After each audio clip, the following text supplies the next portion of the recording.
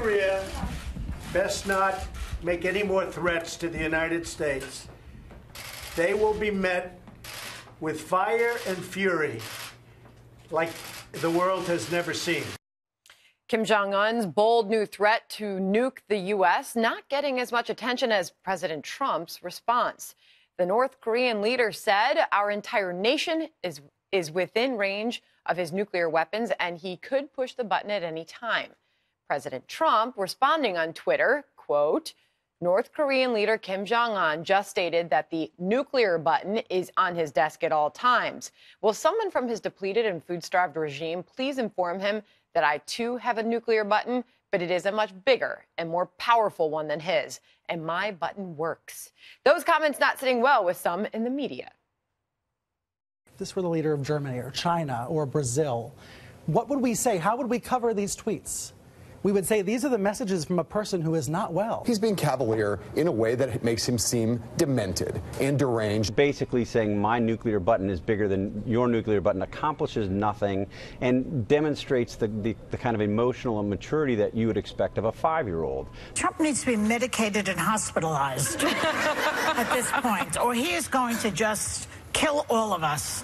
Just some of the media's reaction today. Here now, Lieutenant Colonel Michael Waltz, a former Green Beret commander and Fox News contributor. And Colonel, I'll ask you to weigh in. What were your thoughts when you saw that tweet? Well, I'm just struck by the inconsistency in the criticism here. You can't have it both ways.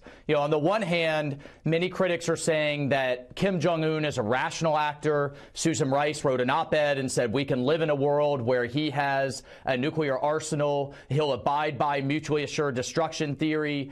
And then on the other hand, he's an absolute madman that's going to be provoked to World War III by a tweet. So kind of, which is it there? I think the Trump administration has been consistent in that he is irrational. We can't trust him to have a nuclear ICBM. We're not going to risk an American city.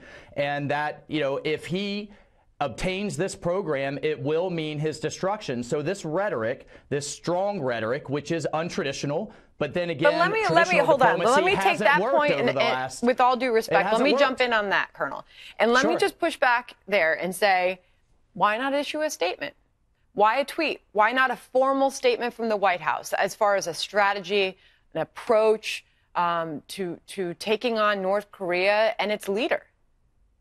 Well, Sandra, I think we've had statements. We've had press conferences from Nikki Haley. We've had a number of statements from both Mattis and Tillerson in a bit of a good cop and bad cop where we will obtain overmatch against the North Korean regime. But Tillerson saying the door is still open for you to denuclearize with talks. Prime Minister Abe has said the time for talks for the sake of talks are over. And then I think, though, this president has an unconventional style where he wants to make both the Kim regime and, importantly, the Chinese understand that their calculus has to change, that the same old won't work anymore, and the United States will not stand for a nuclearized North Korea. I'm hearing from you that you see the president's strategy as effective.